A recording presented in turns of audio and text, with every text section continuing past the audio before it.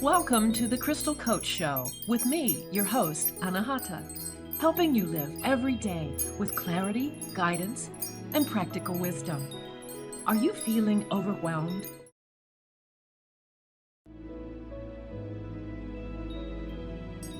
Welcome to the Crystal Coach Show with me, your host, Anahata, helping you live every day with clarity, guidance, and practical wisdom. Are you feeling overwhelmed, anxious, maybe disconnected? Do you ever feel like you don't know how to live a life of peace and joy? I am Anahata Roach, the Crystal Coach, and during this show, we channel divine wisdom through stories of service, spirituality, and stones for self-care. The Crystal Coach Show leaves you with a feeling of connection and the clarity that takes towards becoming the best version of yourself as you hear from thought leaders and many others to help you ignite the crystalline nature of who you really are. Stay tuned. The Crystal Coach Show starts now.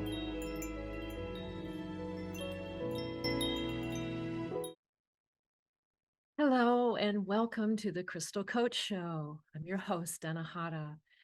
And today we're in for a treat. We're gonna take a deep dive into some stuff that has been on my heart and in my mind. And actually, just recently, a friend of mine, a dear sister friend, called me up and said, "Hey, I'm doing a project, and it's kind of in a group thing, and I just need to ask friends about what they feel about justice and equity." And I'm like, well, that's really interesting. Why do you want to talk to me? But anyway, so the result of that was that she sent me a bunch of questions, and it really got me to thinking about what is justice? What is equity? How do we define it? What, how are we motivated by it? How are we influenced by it? And so today I want to just start off with saying, when we see injustice and unfairness in the world, how are we called to respond to it? So today I'm exploring this kind of highly charged subject from the perspective of, let's say, chosen soul contracts and the ultimate goal of unity. The human experience and free will that accompanies it can twist up even the highest ideals. How do we respond to a feeling to act? When imposing our will on others, even for the highest good, can perhaps alter a path a soul has chosen to experience in this lifetime. How do we hold space for the highest good in the face of oppression? I invite you to place your energy into this discussion as we look to shift the frame from separateness to unity. As always, we will wrap up our show with suggestions of appropriate stones and crystals, this time for supporting our efforts and desires to define justice and equity for ourselves. So, okay, what does justice and equity mean? Before we get started with this, I really feel the need to have everyone who's listening with me and watching to take a deep breath right this minute. Just pause a minute and let's all take a deep breath in through our nose and then exhale out through our mouth. Just one big collective grounding moment, okay? Here we go. One deep breath in for 3. And out for 3.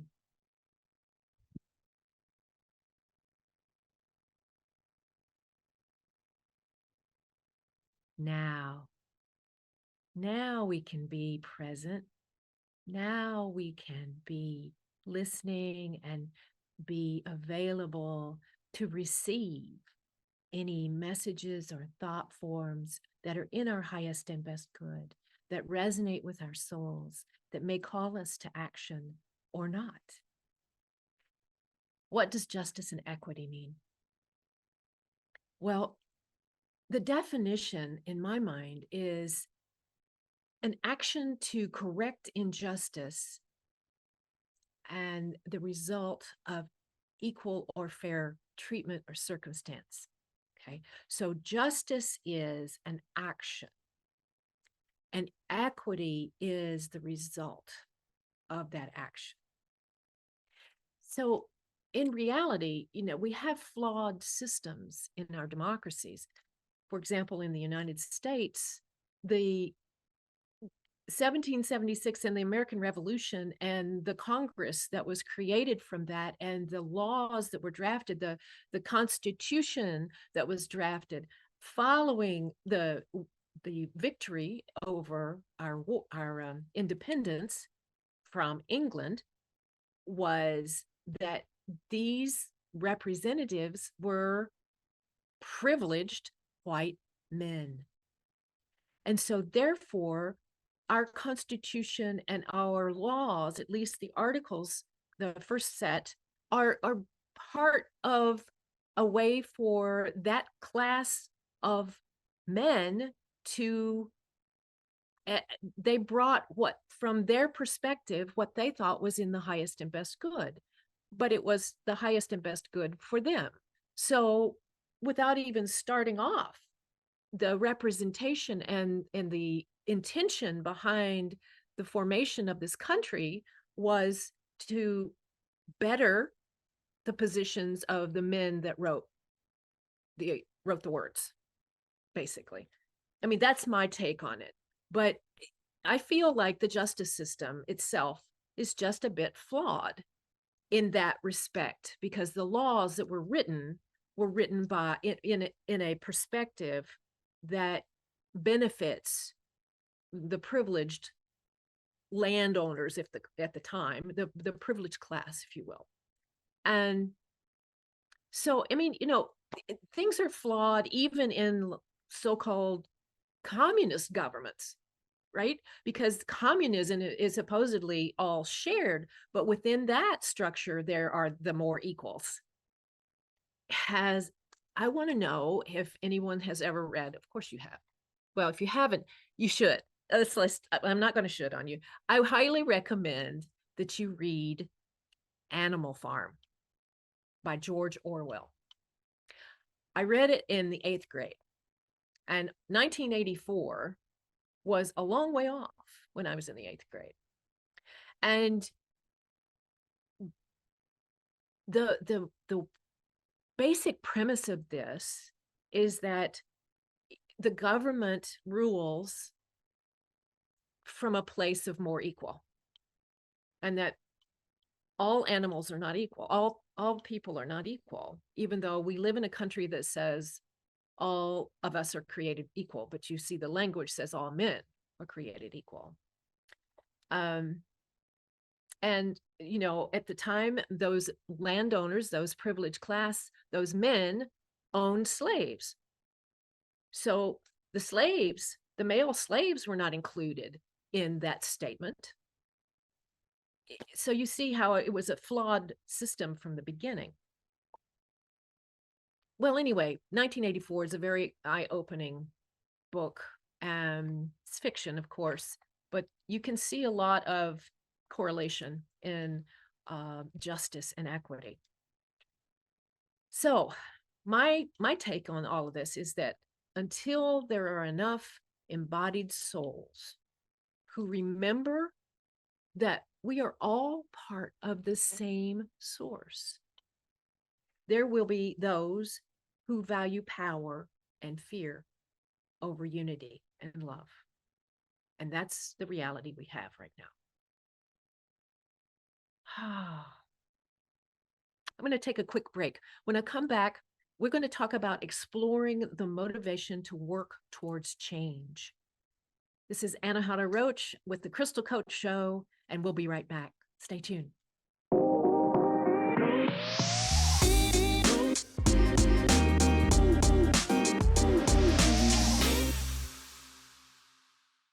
Hello again, and welcome back to the Crystal Coach Show. I'm Anahata Roach, and I'm the Crystal Coach. And today we're talking about the difference between justice and equity, how to respond to it, and What motivates you? So now I've just kind of given an overview about what I feel is a definition of justice, which is in a nutshell is the ability to take action, and equity, which is kind of like the result of fairness, of everything being equal. But I also encouraged you to read George Orwell's Animal Farm, and because it's just 1984, and in this Orwellian future, it is very authoritarian. The government's very authoritarian. Big Brother tells you when to get up, when to go to sleep, what to eat, how much to eat, all of this sort of stuff, and you don't have to think. And supposedly all the animals are equal. And of course, they find out that all animals are not equal. And so within this framework of flawed government, now we want to explore them and explore what that means, and the motivation to work towards change. So what can one person do?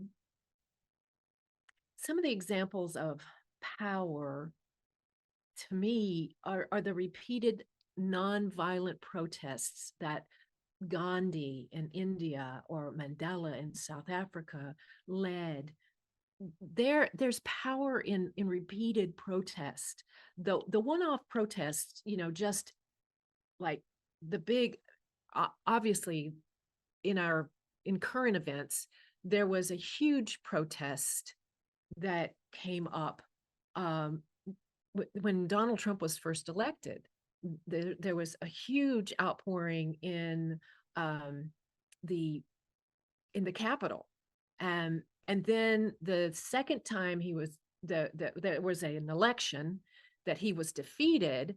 There was a similar wave of protest, but this time it went into a place of violence. So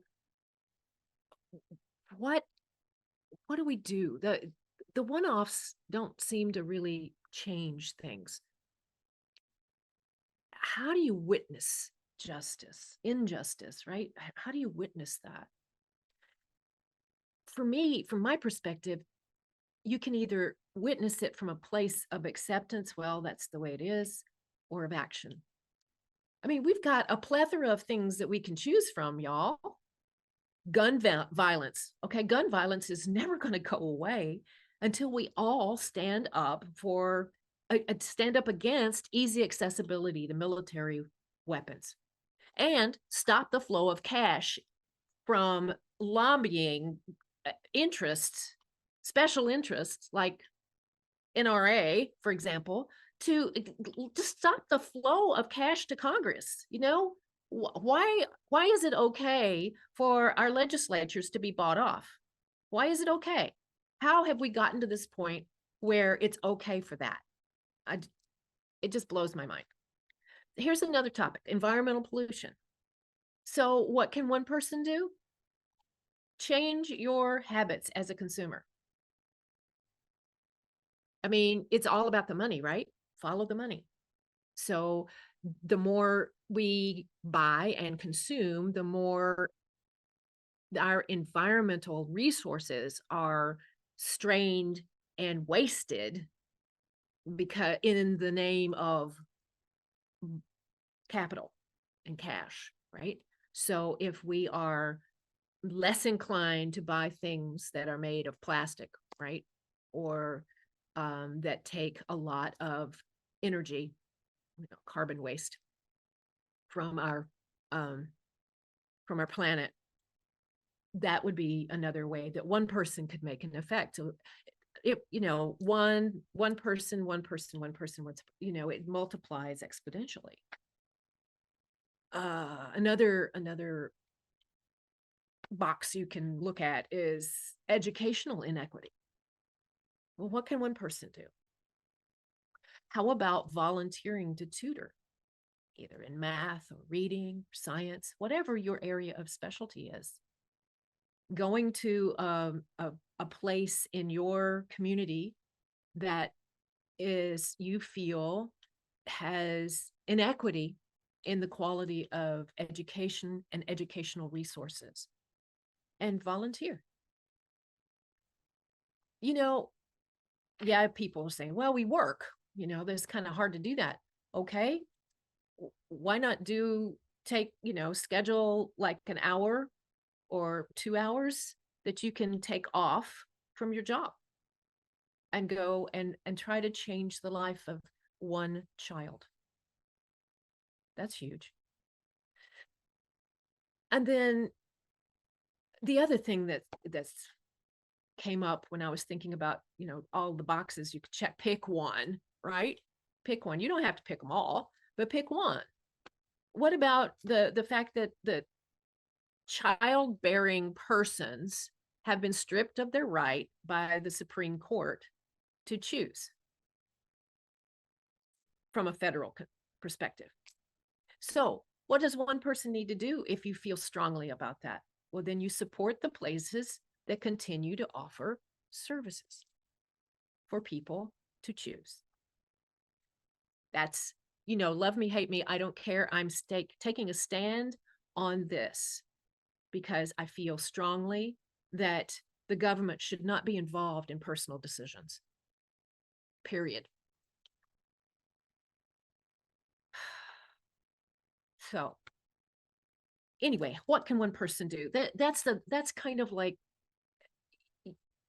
if you look for it, if you look for a way that you can feel like you're making a difference, even if it's in one person's life, then that's your calling. That's a one way that you can share your light and your love to make the world a better place. You don't have to throw up your hands and say, we've got a flawed system, there's nothing we can do about it. Like Gandhi and like Mandela, there can be voices that and Dr. King, there can be voices that bring us all together, that bring us into a unified focus on pursuing the actions to justice. And it doesn't have to be violent. Nonviolence is just as effective as violence. I was thinking about, when I was listing about all the ways that justice is flawed and governments are flawed, I'm even thinking about the indigenous people, that even though they worshiped and they treated nature as mother, and they called the sky father, so their whole way and culture of being was connected to the earth and sky, they still went to war. They still went to war over territory, over resources. That this human being thing, this feeling of separateness, prevents us from seeing how we're all part of the same whole. And that's what gets us in trouble, right? So here's, I'm kind of like, I hope you're following me, because my mind is running about 14 different tracks at the same time. And sometimes I might be going down one track and I'll just do a quantum leap over to the next track. But hang on for the ride, because I've got stuff to say. I got awakened at 5:30 this morning with this topic. So you're getting it straight through. Okay. No filter. Straight through.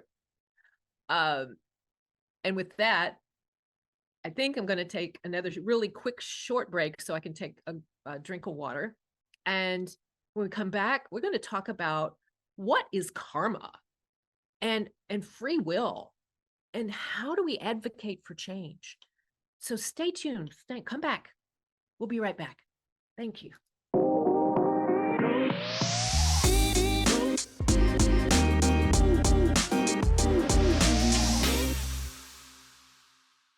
Hello there, Anahata Roach here.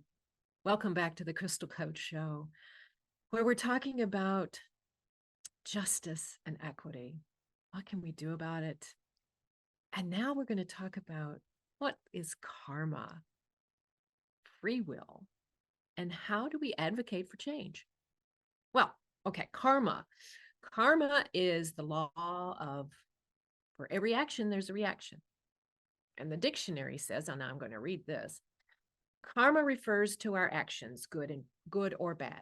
The cycle of rebirth is determined by karma, literally action.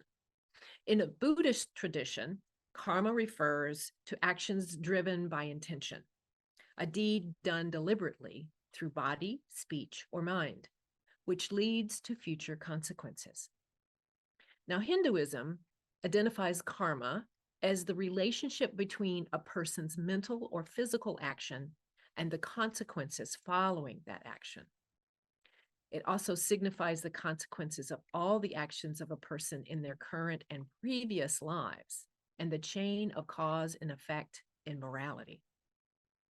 Wow, that's a lot.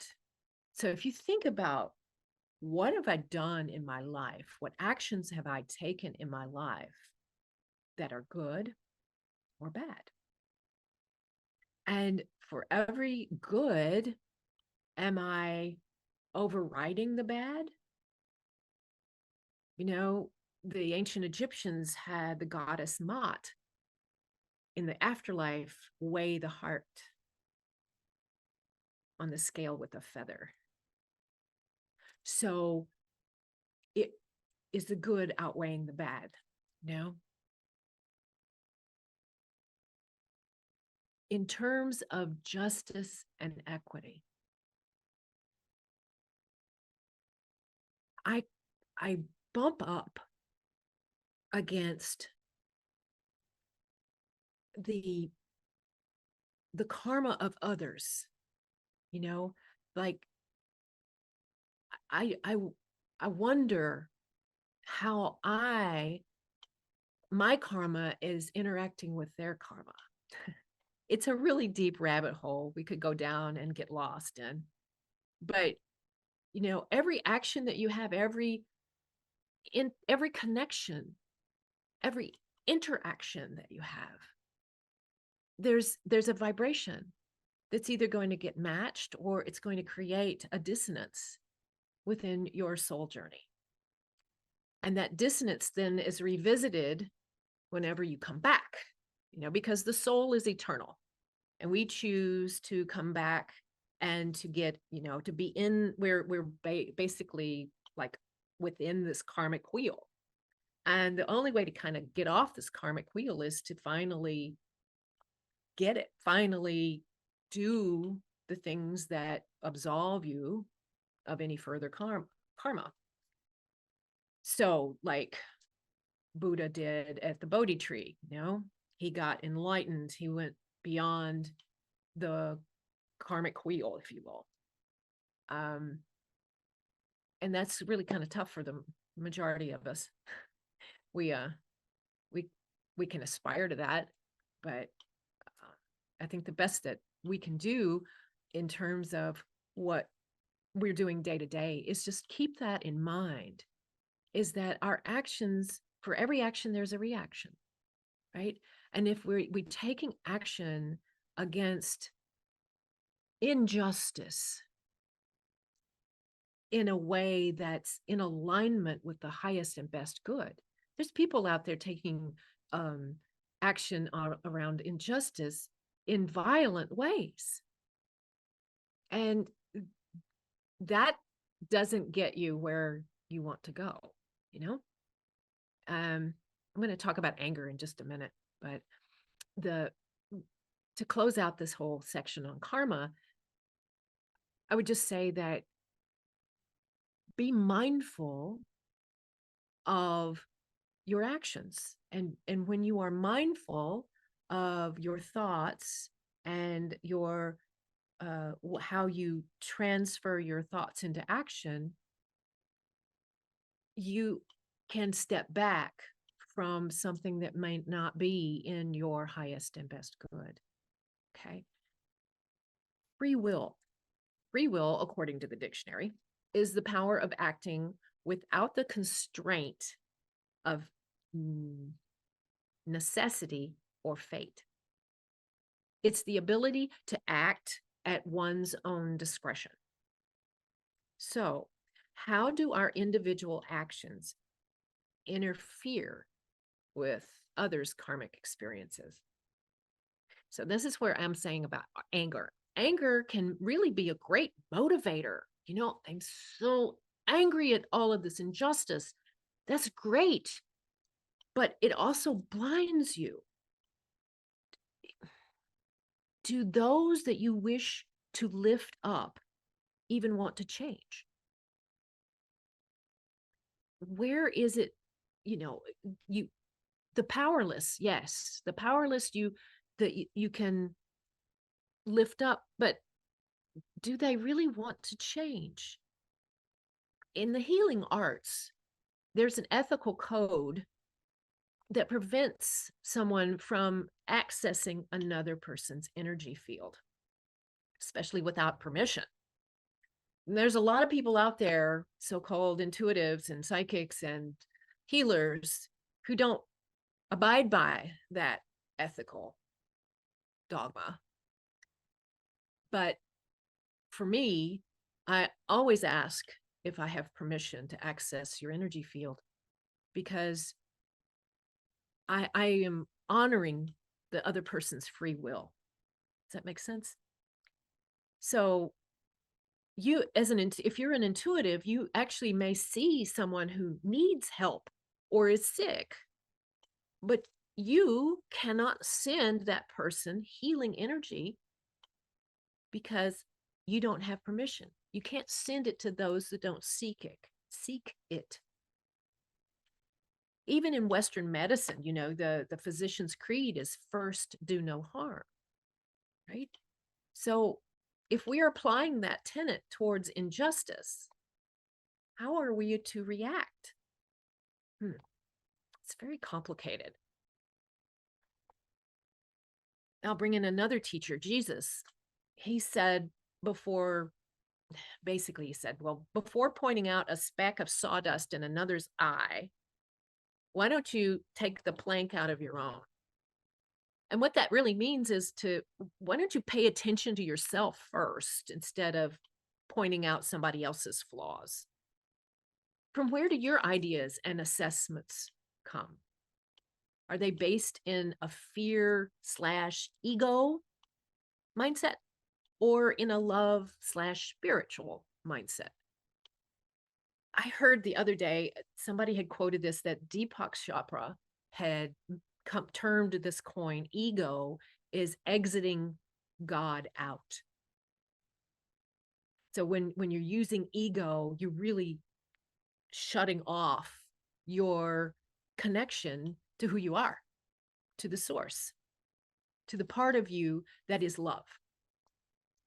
Because the ego is aligned with fear. Ego was created to keep the body alive, to say to the spirit within the body, hey, I'm hungry, I'm thirsty, I'm hot, I'm cold, I'm tired, I'm hot, I'm hurting. That kind of stuff. But when ego exiting God's out, kicks this higher self out, says, what are you doing in my body? This is my body. So completely takes that to the separateness level. So that's from the separateness perspective, it's us and there's them. Us and them. That's what creates injustice. That's what creates war. That's what creates division. Love is who you are. Love is your light. The energy, the spirit within you has a direct contact with love because it's a filament of that light. And we, as humans, in a being, as E.E. Cummings said, humans merely being. We can choose to separate ourselves and to be afraid, or to recognize that we are all one. We are all one. Look around you. I'm that. I'm that. I'm you. You're me. We're reflecting light to each other. You to me, I to you. When you can tap into that love, it is the most joyous feeling. I always get the gift of tears when I feel this unconditional love of myself coming in and radiating out. I talked in another episode about how the heart has its own candle and it can light others. Just be the light that you want to see in the world. It's a trite saying, but I think it's so effective. If you want justice, if you seek peace, work for justice. Yeah. Because peace and love come from a place of unity, come from a place of non-separateness. Why do we allow ourselves to be led by the nose by others who are in fear, who are in egoic states? We need only to be recognizing the power of love within us in order to move mountains.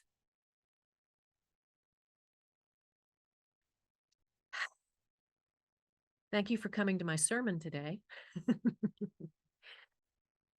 As I say, I woke up at 5:30 and this was what I was given. So there you go. I'm going to take just a real short pause because I've got to go get my stones. And when we come back, I've got a couple of 3 crystals and stone recommendations for you when you're actually working with struggling with this whole justice, injustice, equity definition and action versus results, right? We'll be right back.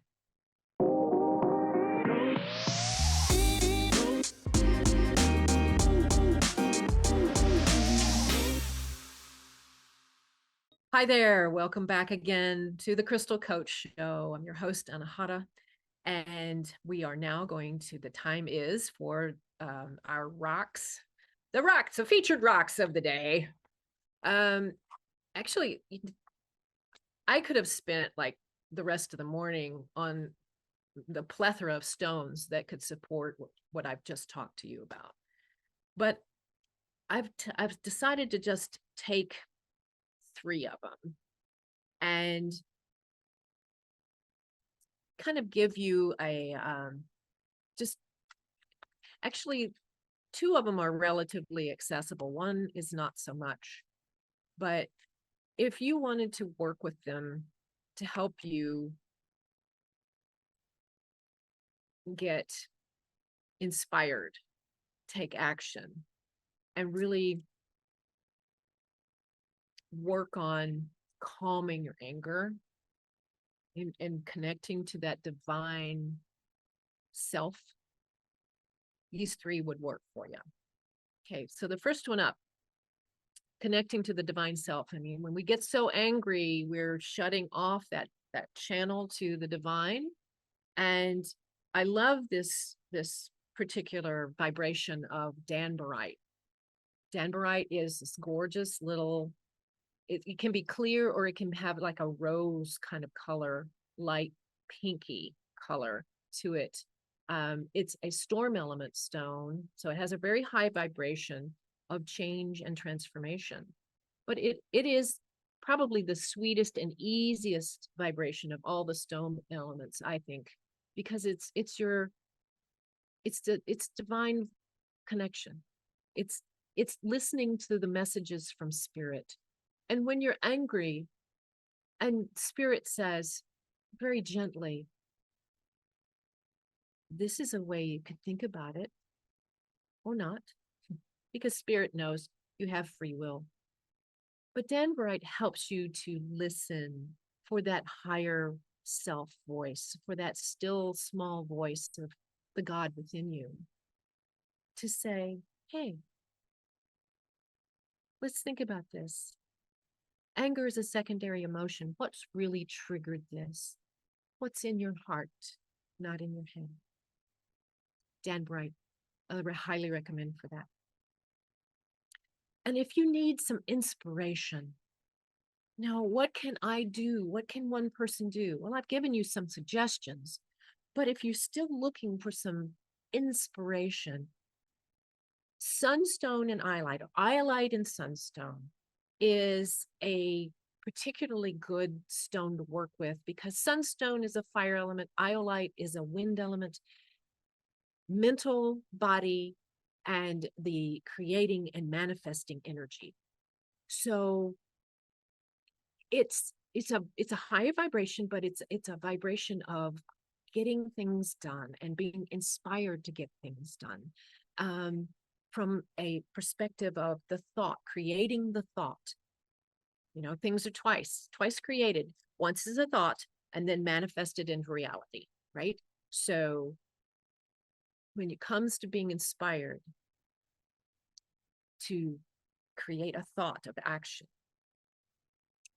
iolite in sunstone. This particular piece that I'm holding up to the camera, and you probably can't really tell, it has the sunstone part is here. It's kind of an orangey.